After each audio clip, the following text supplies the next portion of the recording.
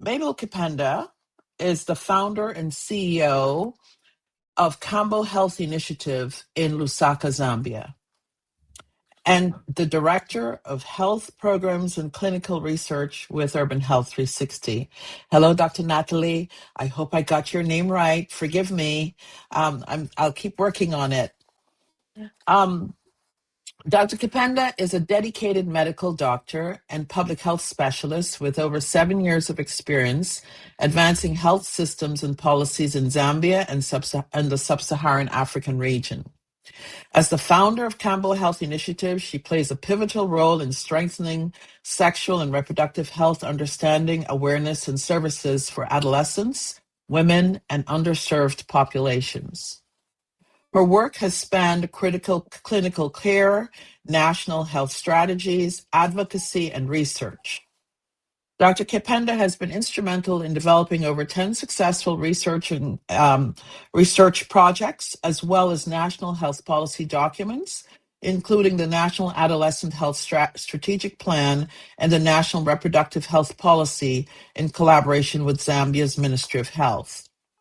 As a national technical advisor, she led the implementation of high-impact, evidence-based, and she continues to lead, high-impact, evidence-based interventions and research efforts on adolescent health, gender transformative health approaches, and maternal health.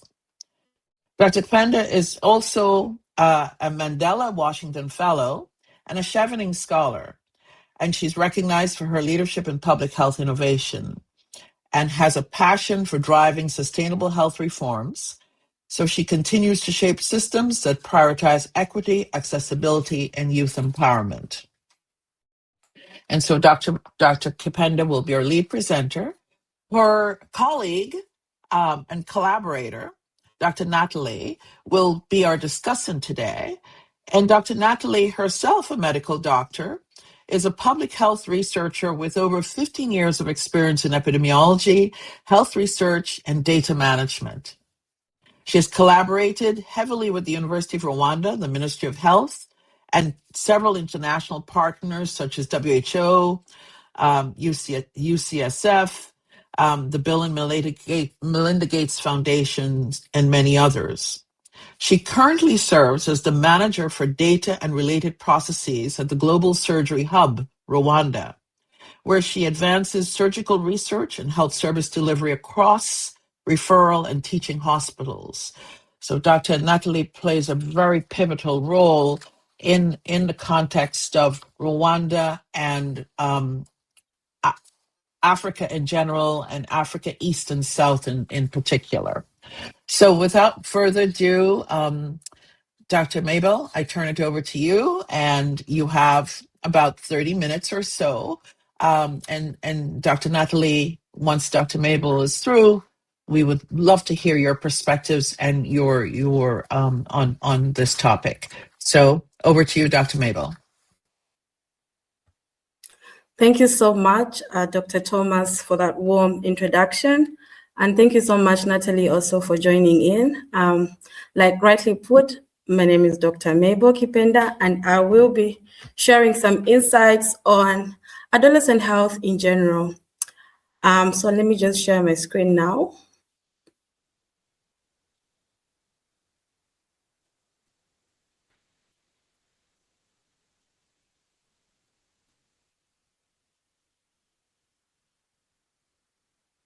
Okay. Are you able to see my screen? Okay, I can see it from here. Great. So today's presentation is really about just trying to share some insights on how we can improve healthcare provider skills in identifying at-risk adolescents and linking them to comprehensive primary care here in Zambia.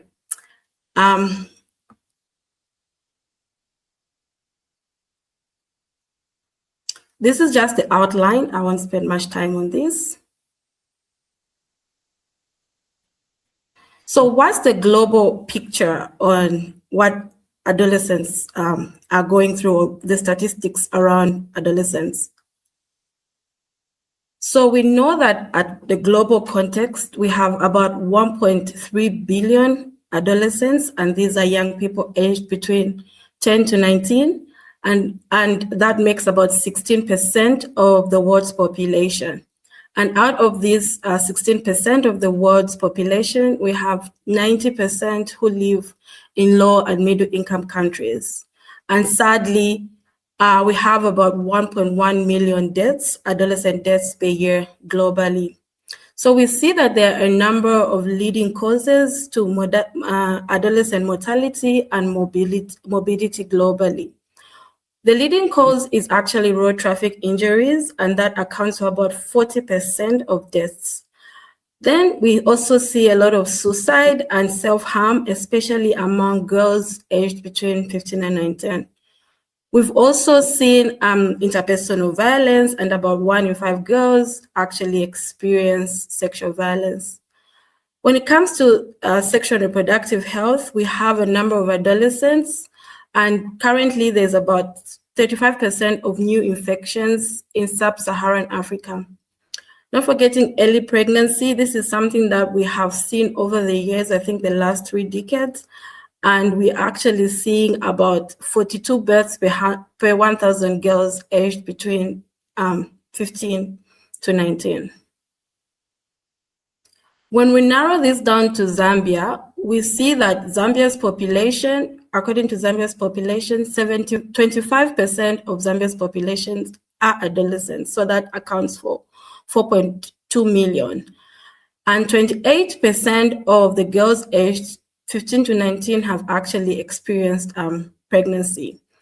70% of adolescent girls have never used contraceptives at all. And then we see that 18% of boys and 4% of girls report multiple sexual partners. So you see that they are already indulging in sexual activities. When it comes to alcohol consumption, the prevalence among boys is 11.8%. I mean, girls is 11.8%, and 32% for boys, which is quite much higher than what we're seeing in girls. Less than 50% of adolescents actually know how to prevent HIV, which is quite alarming. When it comes to depressive and anxiety symptoms, 30% of adolescents in Zambia have experienced depressive symptoms. And when you look at the service gaps, we see that actually over 90% of adolescents have visited a health facility for various reasons. Yet few receive counseling or risk screening during these visits. And we also see that there's actually more than 15% drop in HIV testing coverage among 15 to 19-year-olds, and this has been between 2018 and 2019. 41% of facilities in Zambia actually do have adolescent-friendly spaces, and these are spaces that are designed for adolescents in health facilities.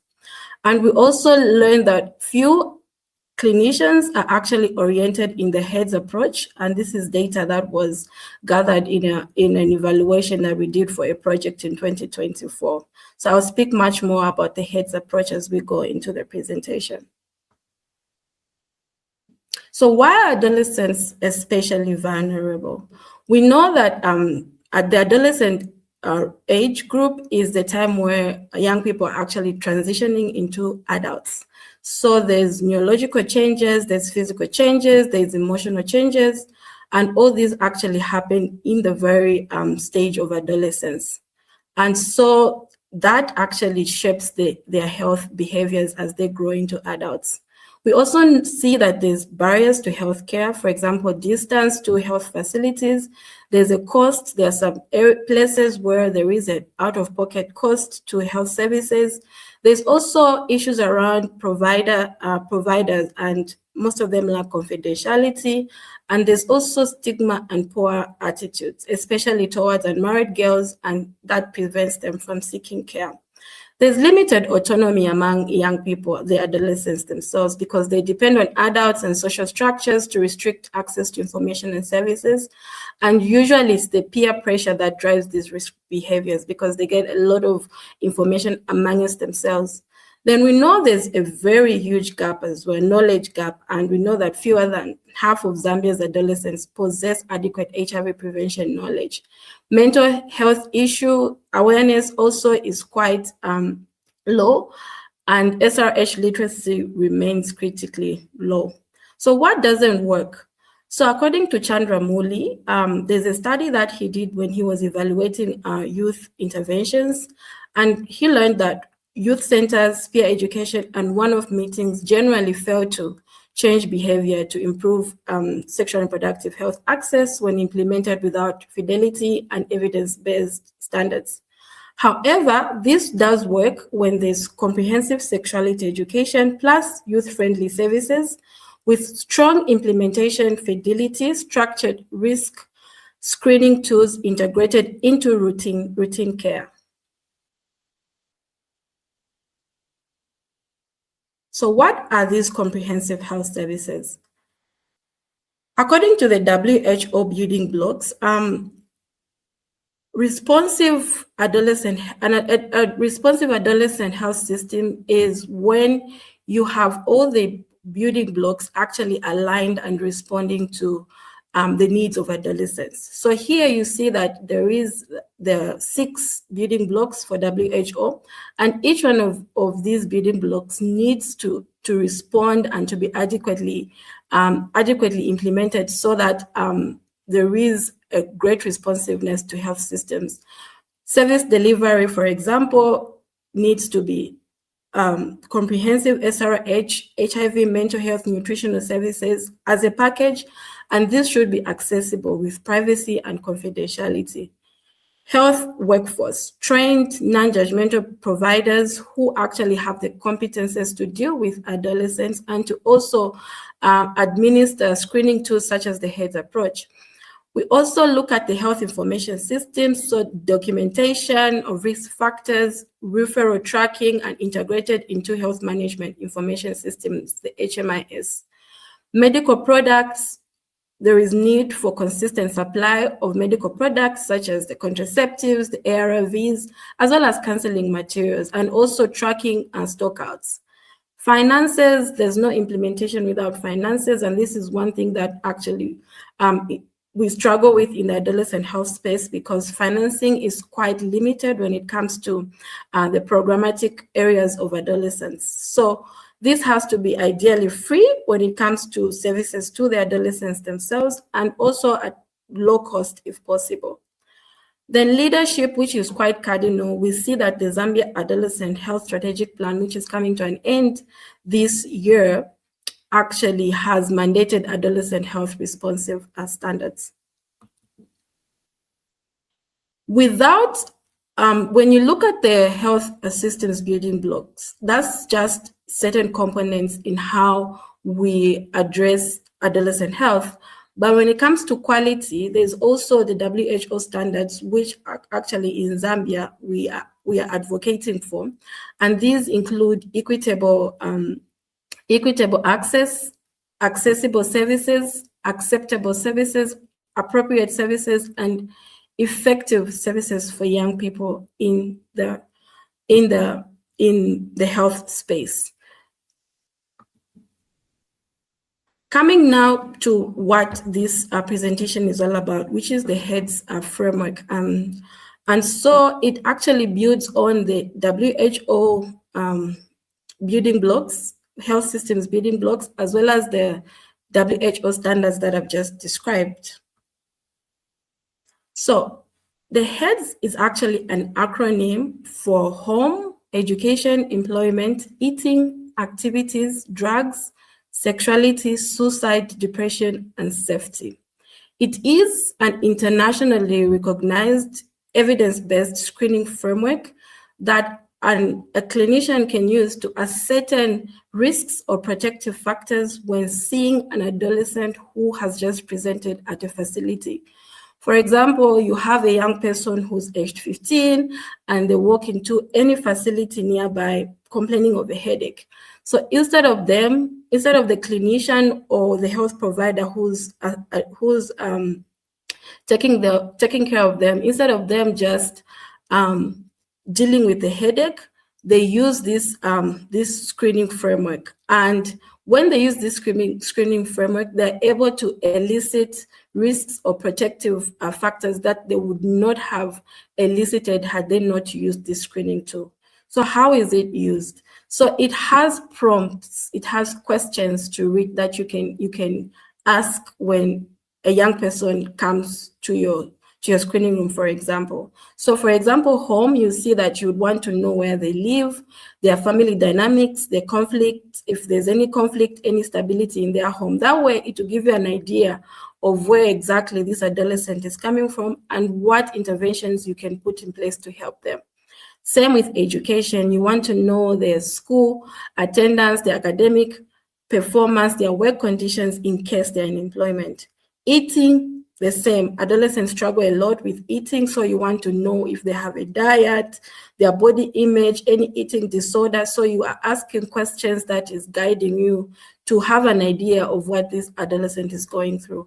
Same with A, which is activities. You want to find out about their hobbies, who their friends are, their screen time, their physical activity. D is for drugs. The first is for drugs. So you want to know whether they are indulging in any of these drugs or they know somebody who is actually indulging in these drugs.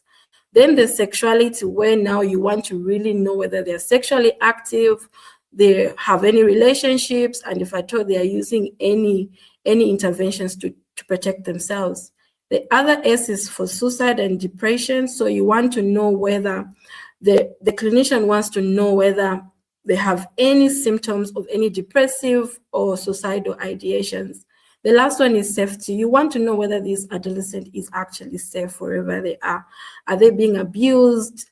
Is it online? Do they have is there any signs of gender-based violence or any exploitation? So this tool is used by the clinician when they see an adolescent during that time of the time that they're actually seeing that young person.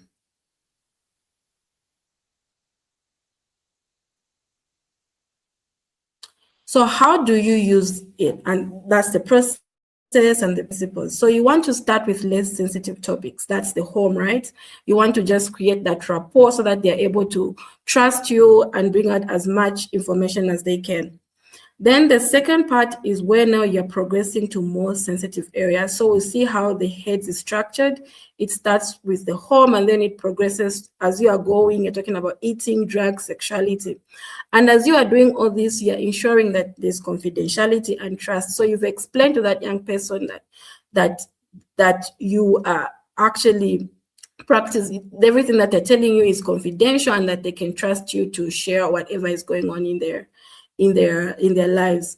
And then this is not a rigid checklist like the other checklist that you have to tick every box. It's just a guide that gives you ideas. So you may even just find issues at home, at the level of home, and you want to delve deep into that home environment so that you elicit as much issues as possible.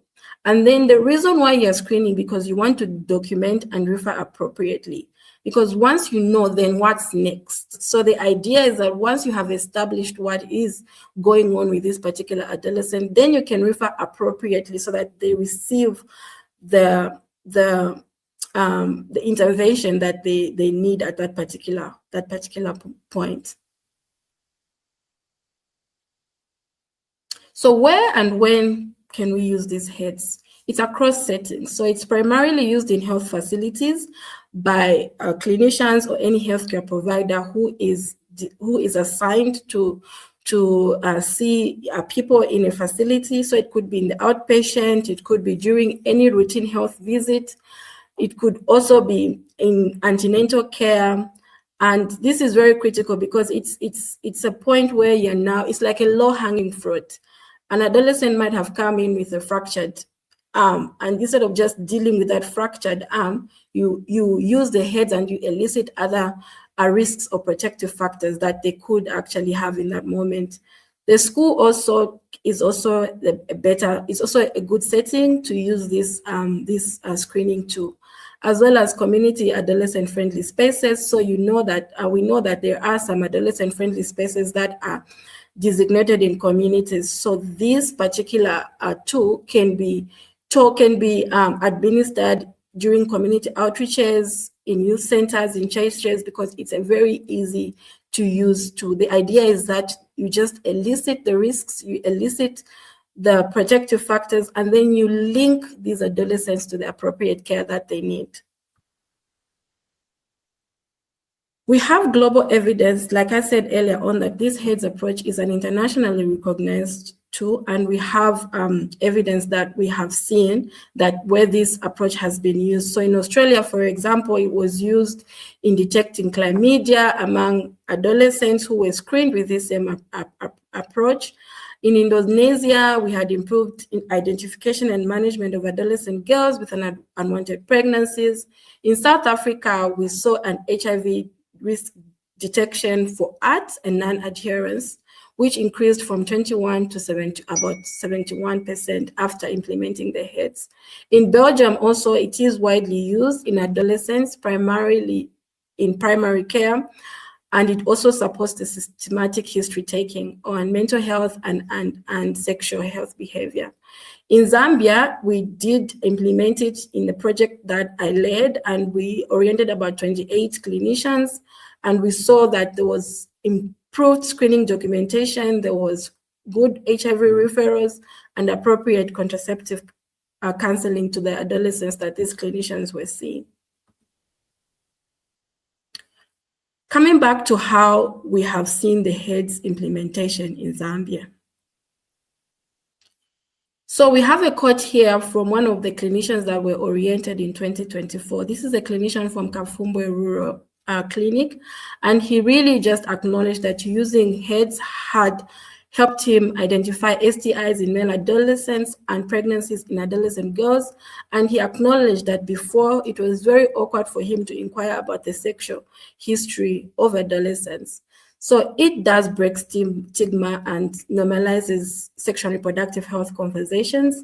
It improves early identification and referral, which is the cardinal point here. We want to know what's going on with this adolescent so we can refer them to appropriate care. There's low cost, it's low cost and scalable because it's just a screening tool that actually rides on the history taking that most clinicians already know and doesn't need specific equipment for its training. You can also use it, you can adapt it to existing platforms if you want to orient new clinicians to it. And then the trainer of trainers model enables national scale up, and it can be scaled up within 12 months because of how easy it is to implement it. It also aligns with the national priorities. For example, in the Zambia's National Adolescent Health Strategic Plan, this has highly been highlighted. The challenges that we have seen in implementing this HEADS approach in Zambia is that there's a lot of time constraints to it. So most clinicians feel like it's very time consuming because they feel like when they use it, they have to ask so many questions and that it's lengthy. Sometimes they have a backlog of patients who they need to see. And so using the HEADS kind of takes them aback. But we've always encouraged them to use it as flexible as possible because it's not a checklist, it's just a guide. So however they are certain, whatever kind of rapport they established with that adolescent, then they use it as flexible as possible so that they elicit as much as they can. There's also limited coverage of adolescent-friendly spaces, which we've already noted that there's only 41% of Zambian facilities with these spaces. There's also supply and funding gaps, especially for commodities that are needed when certain issues among the adolescents have been identified. There's very little stock when it comes to then what to provide, or if they're giving them the service. Then there's also provider attitudes and stigma. We still know that providers still have strong opinions. They still judge young people when they come to access services. The weak referral systems as well. Sometimes all these issues are elicited, but the referral is quite weak and follow-up is lost. Then there's also language and cultural barriers. This HEADS approach has not yet been translated into any Zambian language, so it's very difficult to discuss a lot of issues such as sexuality within our context, within our local context. We have some policy recommendations. Some of these are that in as much as HEADS is being used across in certain parts of the country, integrating it into all adolescent care entry points in national health guidelines and service delivery protocol will be key in expanding the use of this tool, and also strengthening provider training on the HEADS delivery, confidentiality especially, and other issues using existing platforms such as the ECHO. The ECHO platform is a knowledge sharing digital platform that the Ministry of Health is using to disseminate and discuss important health issues. Also, clinical meetings, it could be actually done in clinical meetings. For example, if you have a clinical meeting that's already existing, somebody who is trained in the HEADS approach can spend about 30 to an hour just explaining to their colleagues on what the HEADS approach is, and also on-site school sessions. And then adapting it and translating the HEADS into local Zambian languages would also be a game changer, because then it would be easier for the clinicians, the health providers to separate and discuss much easily with the young people. Also establish a clear referral pathway with community follow-up for adolescents identified to be at risk, particularly in rural and hard-to-reach settings. So it's very, as I earlier stated, that referral becomes a little bit complicated because sometimes they will elicit all these risks, all these issues, but then it's difficult to send that adolescents to the next point of care. Engage communities and schools through media campaigns, posters, and age-appropriate SRH courses integrated into school curriculum will also be great to actually expand on this HEADS approach. And then integrating this into having indicators for this approach and integrating them into the national HMIS, which is the Health Management Information System, to monitor screening, risk factors identified, and referral outcomes for evidence-based decision. And just to conclude is that this approach is very, very good. We have seen the evidence, and we've also seen that it actually aligns with WHO's health systems building blocks, as well as the WHO standards for adolescent health. And just to sum it up, we know that in Zambia, there's 25% of the total population are adolescents, which is quite a big population, and that the screening gap is real, and that's why we are advocating for approaches such as the HEADS approach. And we also clearly know what doesn't work. In the last 3 decades, there's been studies, and we know what doesn't work, and that standalone activities don't work. But if we integrate them with so many other health services that align with adolescent health needs, then that will be better.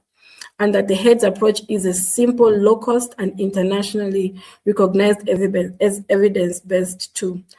And the other thing is that implementation requires investment in trainings, having strong referral systems, local adaptation, and integration into national HMIS and health guidelines. And just to mention that I'd like to give special thanks to my colleagues and lecturers that most of this information was actually informed by a policy brief that we did at the Institute of Tropical Medicine, where I undertook a course on sexual and reproductive health and HIV beyond silos. So this, my colleagues and I, we did a policy brief that we presented to the group, and that's just a snapshot of that policy brief. So at this point, I thank you, and I'll hand it back over to Dr. Thomas. Thank you, Dr. Mable. Our system is a little wonky here. That was excellent. Thank you. I just want to point out, I know as public health professionals and healthcare providers, we tend to shorten our acronyms are major. So for the other people in the audience who might not know what ART is, antiretroviral therapy. That's the one thing I just wanted to point out. So thank you. Very interesting work. I'm anxious to hear Dr. Nathalie's take, because I know you were all in Antwerp, conjuring up and thinking about this process and how it's actually working through the policy brief. So over to you, Dr. Nathalie. Thank you very much, Dr. Thomas. And you pronounce very well my name, is okay? Oh, I'm excited. I practiced over and over. Yes, and I want to correct something. I'm not a doctor. I'm an epidemiologist, and I'm presenting from Rwanda, Kigali. Okay, you're in Rwanda. You're in Kigali. I didn't realize. I thought you were still in Antwerp. Okay, no. Wonderful. You're coming in from Kigali, which even makes it, because our working group prides itself as this global, inclusive. We have people from all corners of the world in the working group, and so I make a point of identifying that we're truly global. You're coming in from a different time zone, a different region, and in some spaces, epidemiologists are physicians or PhDs, and it just happens that you're in a system where you get to do all the work without the recognition of being a doctor. So you are functioning as such. So thank you for the correction, nonetheless. Thank you very much, and thank you for the opportunity to be here. Of course. Yes. Yeah.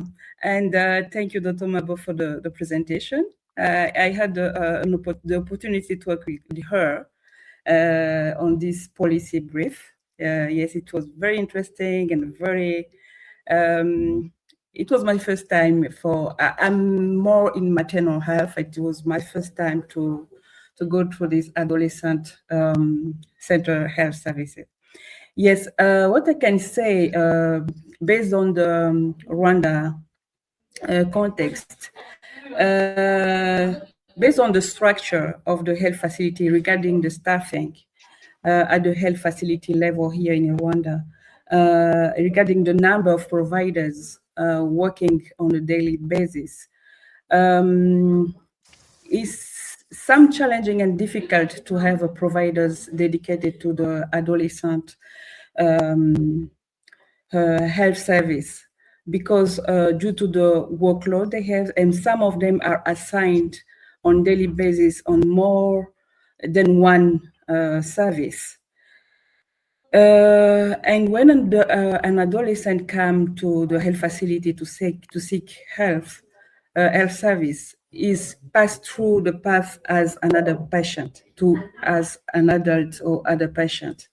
And when in the room with the provider, the service delivered is not an adolescent-centered health service delivered, because the provider have a high number of patients waiting to receive health service, and sometimes the provider is not trained to deliver this kind of the adolescent friendly health service. So that is one of the big challenge at the health facility level, among many of them. As you know, there is many challenges, as Dr. Mable already said. At the community level, at the family level, there's many challenges. And one of the big challenge at the health facility is the staffing, is the number of providers, and to have a trained personnel to deliver the adolescent health service. And as I said, that is one of the challenge of the implementation of this policy. Thank you very much. So I want to, Dr. Nathalie, to ask you, you're raising a point, and while we're talking about, our working group is health beyond healthcare, broadly, health well-being, the population dynamics related to health, public health, the system. But we are the colonial empire in various whoever was involved has established a system where physicians, particularly in countries like Rwanda and countries around the world across, would be responsible for all that dynamic. But this is broader than physician-based. And you point out, you said the providers are not trained to do this. And I've seen this here in the US at the National Institutes of Health, where we had to work beyond providers. And bringing other aspects, other people in the system who are part of the ecosystem of health and well-being. And particularly when you're talking about adolescents and health, you have to bring in social workers, people in family dynamic perspectives. You have to bring in epidemiologists. This is not just a medical doctor thing. Epidemiologists, public health practitioners, people who can engage communities, even people who can speak a particular language. They may not have anything to do with it. People who are in transportation, infrastructure, so that we can maintain health and well-being, because healthcare is just a pin of health and well-being. It's one tiny aspect. The broader constellation of health requires that we bring others. It's a multidisciplinary approach in an ecosystem. You do mention that providers are not trained. You're in a scenario where you're trying to bring awareness both at the provider level and from people in the community. How are you managing that in the context of heads in Kigali, particular in the city of Kigali and Rwanda in general? Yes. You're on mute, Nathalie. You want to unmute yourself? Yes. Brilliant. Thank you. Yeah, I was mute. Thank you very much, Dr. Thomas, for the question. Yes, as I said, there is many challenge at the health facility level, at the community level, at the family level. So I think we need to start by the community, the family, the awareness at the community level. For example, here in Rwanda, we need to take in board the community health focus. We have this system of community health focus working in the village. We need to train them, to inform them, to as they are trained on the prevention of malaria and maternal health. I don't know. Yes, we need to add it, this component of adolescent health, and starting in the community, because the community health focus are part of the community. But there is another challenge there. There is a belief challenge, religion challenges, and that's why I'm saying we need to start in the family. When this topic or this subject is in the family, is part of the conversation, we need to start the conversation in the family. We need to take the parents on board. But in Africa, or I can say in Rwanda, to talk sexuality, to take this kind of conversation in the family is taboo. Yeah. So, yeah, for me, how do you involve the education system? Because at what point do you involve education? Education at all levels, not just teaching, but teachers, administrators. How is that involved? How do you include them in this process?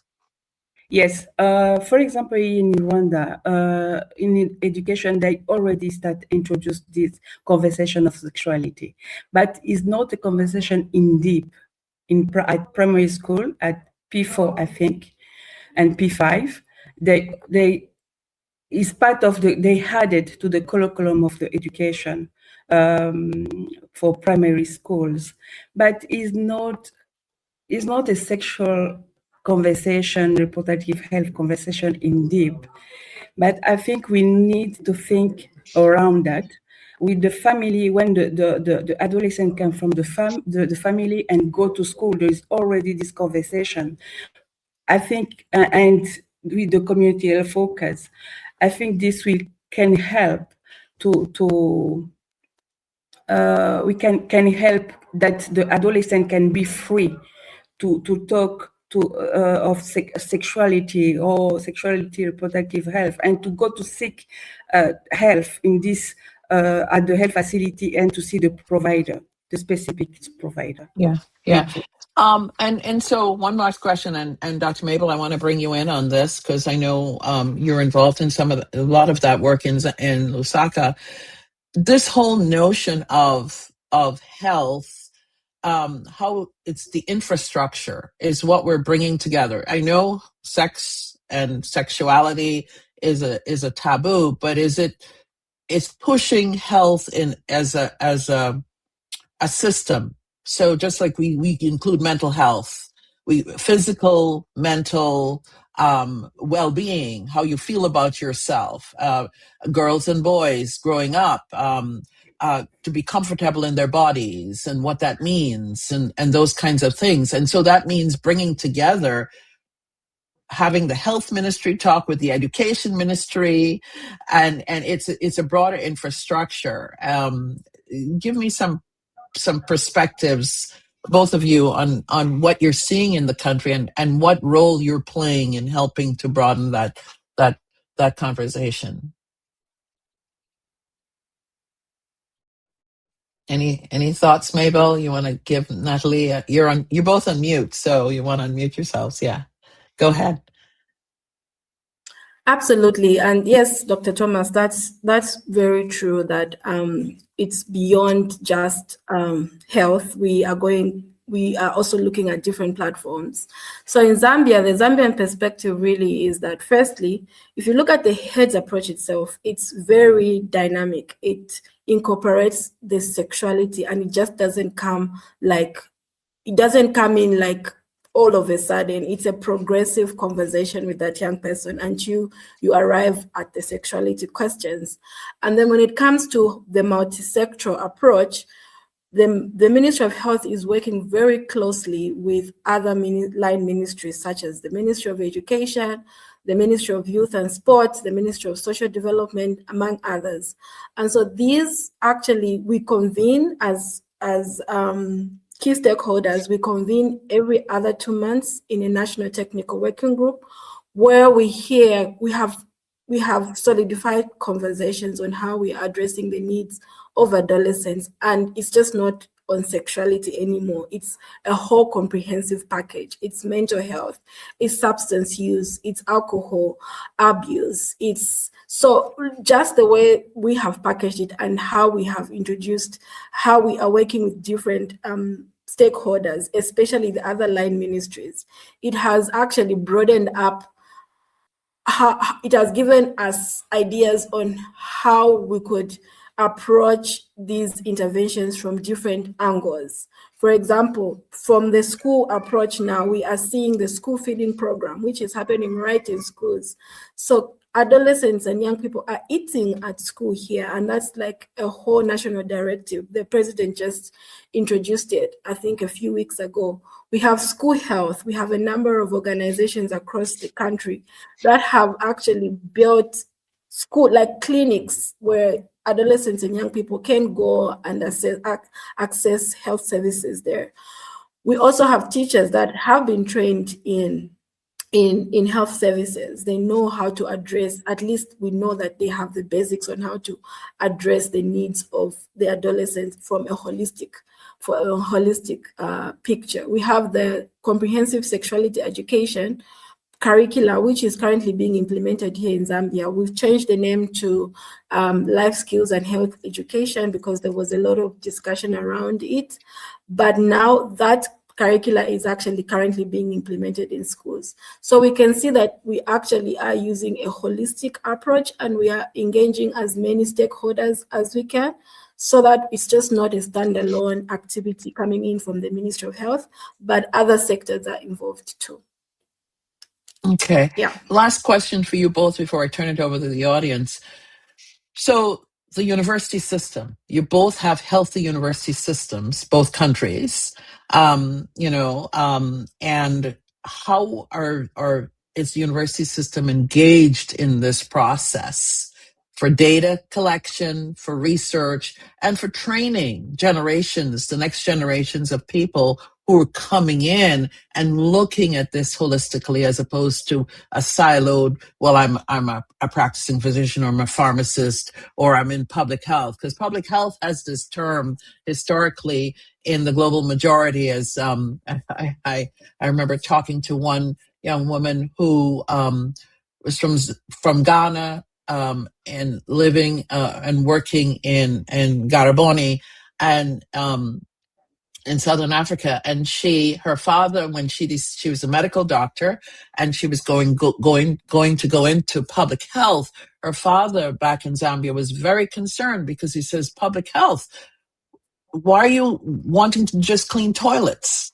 So there's this perception that public health is this, you go around and you spray for yellow fever and you're in disease control, as opposed to the intellectual and the practice, the research, intellectual perspectives that public health brings, this multidisciplinary approach. And it has to engage the institutions that train people, universities, where research is done, where data are collected. How are you both working with the university system in your countries? What's happening? Nathalie, you want to go first? You're on mute, Nathalie. Yes, thank you. I'm going to talk from my experience. Sometimes researchers conduct research, collect data, many data, and write papers and results. Yep. But there is no link between researchers and policymakers. Yes. There is no this kind of conversation. We have to force it, Nathalie. Yes, yeah. I realize that we must force it, as we said. Sometimes we just publish the result and some papers and not make a policy. Yes. We must to make a policy from the research, from the results, to inform the policymakers and to force it, to force those to go and say, hey, that is the result. We need to act from it, because data informs what is the situation in the community or in general in the country. Yeah. It's called Bridging the Gap, which Mable knows, which is why I started Urban Health 360, bridging the gap between science. We write these wonderful papers, we go around the world, but it's not linked to what's happening on the ground. Yes, good point. So maybe I'll get you to put together, along with colleagues, a paper on the importance of bridging that gap based on your experience, Nathalie. I'm not going to let you go on it, right? All right. Mable, your thoughts? Yeah. I mean, in Zambia, just like what Nathalie has said, it's actually very true that there's this disconnect and we must force it. But also we have learned from COVID that public health is a very important aspect in medical field, in whichever sector in medicine.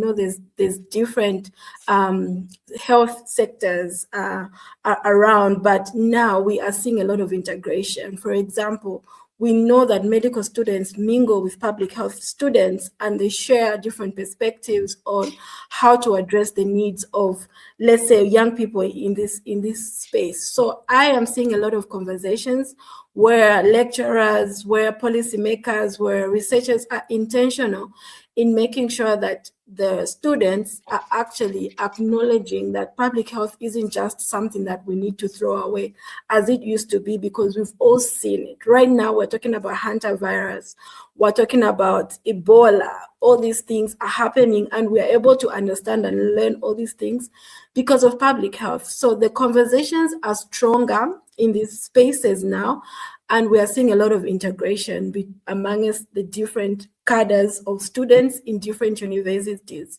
2 weeks ago, I sat in, my colleague invited me to go and sit in a debate with public health students, and they were sharing different perspectives of different health areas. And my particular focus was the comprehensive sexuality education.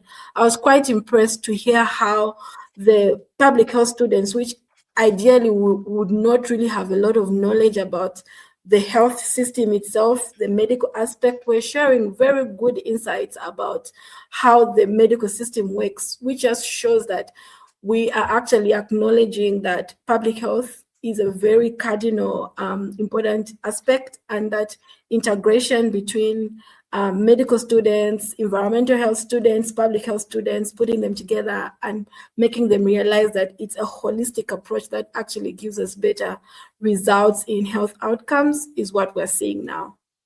Brilliant. Excellent. So at this point, I'm going to ask Bokanjo to put whoever is in the audience up on the stage so we can have some Q&A, some dynamic Q&A. I'll go with, as people raise their hands, questions for Doctors Nathalie and Mable.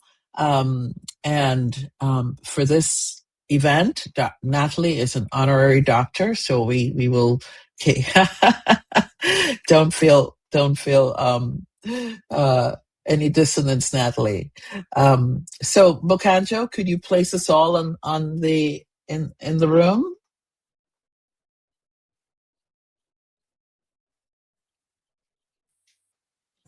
Excellent. Okay. I don't know if we can have a grid, Bokanjo, if everyone can put themselves into the room. So as people come in, we're gonna please place. We can see everyone. Yeah. All right. So we're just going to give people a couple of seconds to come in.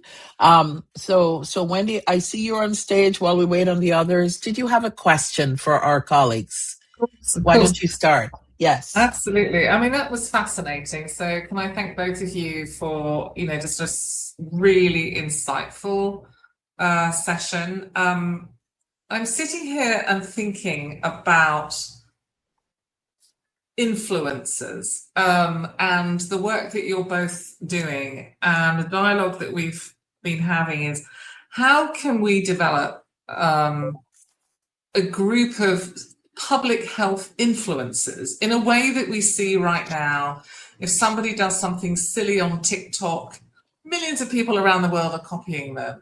And yet you're talking about, basic public health advice, which is life-saving, to a very digitally savvy cohort of clients and people, as adolescents. And I'm just listening to very clear advice, very clear evidence, thinking about the ways we reach people where they are, and looking at particularly the adolescents, and knowing how the whole continent of Africa as youth and mobile and digital savvy.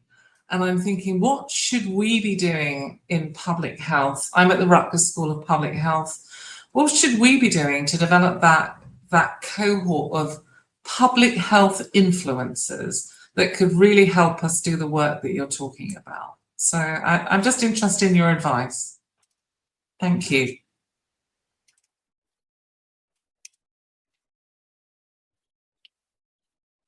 Go ahead. You're both on mute. So over to you, Nathalie. Yeah. and Mable. Go ahead. Yeah, thank you so much, Wendy. That's a very insightful question. And I do agree that right now in Africa, digital space has penetrated. Even in the most remote areas, we are seeing at least somebody has a smartphone there. They might have challenges with internet. So, and you're right that things trend so easily, like a 1-minute video that is talking about nothing, somebody just dancing, is actually trending with 30 million views and whatnot. So I do agree. I'm actually thinking through your lens that it's actually possible to start thinking about how we could integrate some of these approaches into the digital space. For example, maybe use AI as a leading tool to help elicit these risks and protective factors. So kind of like use AI to bring out the heads approach in such a way that when a young person encounters it, let's say on TikTok, on Instagram, on Facebook, they're able to respond, or they're able to share specific things that can then be tracked and linked to a healthcare provider. I'm just thinking, because what you said is very cardinal, and we are actually working around how we leverage this digital space, especially AI, which has come in now, and also just these spaces. So thinking through, I think it's a very great idea, and there are a lot of opportunities that we could brainstorm, think through, and leverage these spaces to advance these conversations that we're having, and most importantly, reach the clients that we want to reach to, and that's the young person who is already on TikTok, who's already on Facebook, who's already on Instagram. So yeah, very great insights, and thank you for sharing that. I think that's something that we can brainstorm and look through. I see Dr. Thomas wants to say something, but yeah. No. I wanted to encourage Nathalie to hear her perspective. I know, Mabel, you and I and others have been having this AI conversation, and the issue of language. Because, a lot of times we don't realize the language barriers. We think, oh, it's Zambia, they speak English. Well, they speak multiple languages, and not everyone speaks English, and not everyone understands and interacts. And it, there are 52 countries on the continent, and the languages are, so the NLP, the national language programs that need to be imputed into the AI is something very important that we also have to do in parallel with pushing this. But I do agree, Wendy, if we capture certainly the English speaking, that would get young people saying, well, I want to do that too. And if the language catches up, that would be another way. So we should continue to think through that as a working group, how we can, influence is the word, influence, right, Wendy? Yes. Nathalie, your thoughts on Wendy's question? Yes, thank you, Wendy, for the question, and thank you, Dr. Thomas, for the floor. So I think in Rwanda it will be new, because all messages is controlled by the Ministry of Health by Rwanda, by medical center. Yeah. So they have a department of communication. So I think they are the person based on the experience of my country. Yes. To spread information. And I want to come to think to adolescents in the rural area, because yes, influencers, we can get adolescents in urban area, in the big cities. But what about adolescents living in rural area? We need to think how to sensitize, to reach them. And again, that's linked to language as well as other things, right? Access. Yes. Now, another big thing is, well, everybody has a mobile phone, though. Most everybody has a mobile phone, so we need to continue to think about this as a working group, how to engage. Yeah. Yes. Great. Yeah, definitely, yes. I see there are other people on the thing, but people are shy. You don't need to activate your camera. Just write a question in the comment section, or I'm happy to read it, or just join without your camera. And so I see others there, but people may be shy. Vidi and there they come. Hi there, Vidi. I've been wanting to get you on stage from the last time. Welcome. Yeah. Yes. Thank you so much. Yeah. So I've been working, I've been a part of the 8 Goals 1 Foundation. And thank you so much, Dr. Mable, for this presentation on this framework. And I've been thinking about how we can implement this framework in a country like India, where, there's a lot of taboo, there's a lot of stigma around sexual health and sexual activity altogether. So there are no conversations happening around it. So in that, let's say, my question would be that if we have screened adolescents in healthcare settings, or maybe in school settings, how do we go about it? Let's say if we identify that there is a problem, or if they have certain, there is some STI that has been identified. considering in mind that there is also a lot of parental intervention and parental fear in our society, that adolescents are very fearful of who gets to know about it, and then also continuing treatment further. So how do we navigate that with this framework would be my question. That's a very good question, Vidi. Yeah, I mean, and thank you for asking that question, because those are the actual practical conversations that happen here. So from my thought, I'll just give experiences of how it's done here in Zambia, and probably that's how India would adapt it. But so we have a linkage. So schools are linked to the nearest health center in that area. And that's very nearby. Most of the schools are quite near the health centers. So what happens is there's like a focal point person, a health focal point person at the school. And if at all they have in any way identified any of these risks, then they work with that adolescent, because in that moment they are the guardians of that young person because they're in the school setting. So the parents are usually brought in quite later on, but the first thing they do is, especially if they are sick, they would take them to the health facility and then call the parents to come in. And then when it comes to confidentiality, so healthcare providers, they have been given, I don't know what you call it, but we have like a waiver or something where we are able to provide, just for context, there's this age of access, age of consent, where you can't provide certain services to a young person unless their parents give that consent. So here in Zambia, we have that waiver where a healthcare provider has the jurisdiction to provide the service to the young people, to the young person, regardless of what the parents might say. So in the conversations, we are trained to reach a certain point where we provide the service, and later on, as things progress, the parents are brought in, and that's at the knowledge of the child. So a lot of counseling happens, a lot of conversations happen to a point where when the parents are brought in, the child, the young person doesn't feel like they've been bombarded or they've been discovered just because the healthcare provider shared this information with the parents. So there are all these steps, which are very complicated in the real setting because there's a lot of steps that need to be done. But right now in Zambia, we are advocating and fighting for age of access so that it's reduced from 16, I think, to about 12. I can't remember the age ranges, but we want to reduce it even further so that adolescents can walk to a facility, access services without the consent of their parents, because most of them, you're right, would not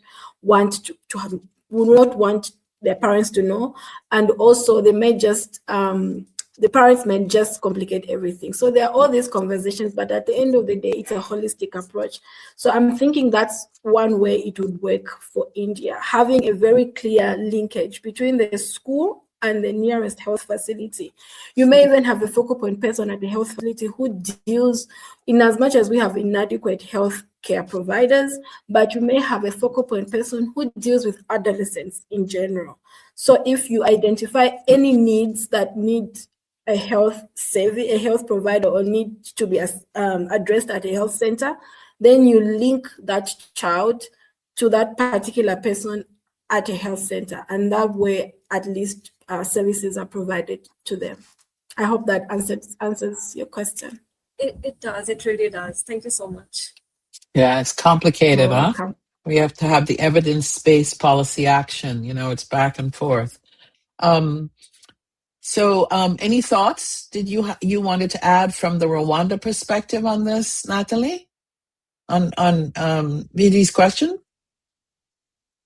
Yes, I think the Rwanda context is the same as India context. So it's difficult because we have this consent. But the parent must to give the consent, and yeah, there is a lot of. There's a long way. It's somewhat difficult. Yeah. The struggle, though, is I know from over the years collaborating with Dr. Mable, as she's a maternal and child health provider, and she sees them in providing care in pregnancy. And you have these young youth who have no concept of what they're about to go through. So it's this difficulty of prevention, awareness, understanding, and getting the family involved and the cultural dynamics, right? Cultural and religious dynamics that have to be taken into consideration. So I think holistically, there's still a lot of work to be done. A lot has happened, but more, we can't take our eyes off of the continuing efforts. And it has to be a multidisciplinary, collaborative at all levels. Okay. Shishimba, did you have a question for our panel? Good afternoon, everyone. No, I don't have. It's been an insightful session, and I think good. I don't have any questions. Thank you. Thank you so much for joining, anyway, Shishimba. Well, any additional questions before we come to a close? This has yet been another very engaging, insightful discussion. And this is the whole purpose of these small discussions, our working groups trying to foster and figure out how we can collaborate. So if you go away and you say, oh, Wendy said something, maybe I'll reach out to her, or Mabel said this, I can reach out to her, or Nathalie or Vivi. Please, this is the whole point of this, trying to foster the conversation and maybe the ideas to link and find combined solutions potentially. Yeah? Okay, well, thank you so much. This again has been another very engaging and insightful discussion. And please, I encourage you to tell others. We're having another one next week. And so that we could continue. This is our working group's effort to sort of bring this, bring us together to think and to process. And or after processes may identify something we want to discuss, let's shoot each other a note, send me an email, I'll make the connection. I want to connect with so-and-so, we'll make it happen. Okay? Thank you so much, and hope to see you again next week. Stay well and stay safe. Thank you. Okay. Thank Bye-bye. you. Okay. Bye-bye. Bye-bye. Thank you. Bye.